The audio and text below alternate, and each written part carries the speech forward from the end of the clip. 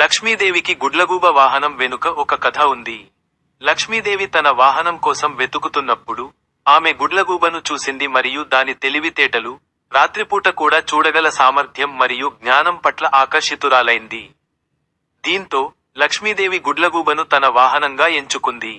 ఈ కథ ప్రకారం గుడ్లగూబ జ్ఞానానికి, సంపదకు ప్రతీకగా పరిగణించబడుతుంది. లక్ష్మీదేవికి గుడ్లగూబ వాహనంగా మారిన కథ. ఒకానొక సమయంలో లక్ష్మీదేవి తన వాహనం కోసం వెతుకుతూ అడవిలోకి వెళ్ళింది. అప్పుడు ఆమె ఒక గుడ్లగూబను చూసింది. గుడ్లగూబ రాత్రిపూట కూడా చూడగలదు మరియు చాలా తెలివైనది అని గ్రహించింది. లక్ష్మీదేవికి గుడ్లగూబ యొక్క ఈ లక్షణాలు నచ్చాయి. అందుకే ఆమె గుడ్లగూబను తన వాహనంగా స్వీకరించింది.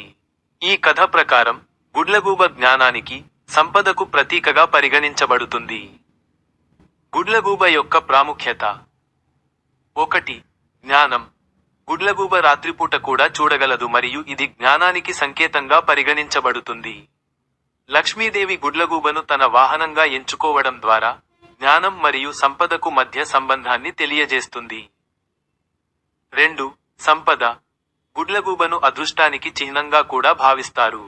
లక్ష్మీదేవి తన వాహనంగా గుడ్లగూబను ఎంచుకోవడం ద్వారా సంపద, ఐశ్వర్యం మరియు శ్రేయస్సును సూచిస్తుంది. ఇంకా 3. రక్షణ. లక్ష్మీదేవి తన వాహనమైన గుడ్లగూబను రైతులను రక్షించడానికి పంపిస్తుంది అని కూడా నమ్ముతారు. ఇది లక్ష్మీదేవి తన భక్తులను అన్ని విధాలుగా కాపాడుతుందని సూచిస్తుంది. గుడ్లగూబను లక్ష్మీదేవి వాహనంగా ఎంచుకోవడం వెనుక ఉన్న కథ, సంపద, జ్ఞానం మరియు రక్షణ యొక్క ప్రాముఖ్యతను తెలియజేస్తుంది. ఇది హిందూ మతంలో లక్ష్మీదేవి పూజలో ఒక ముఖ్యమైన భాగంగా పరిగణించబడుతుంది.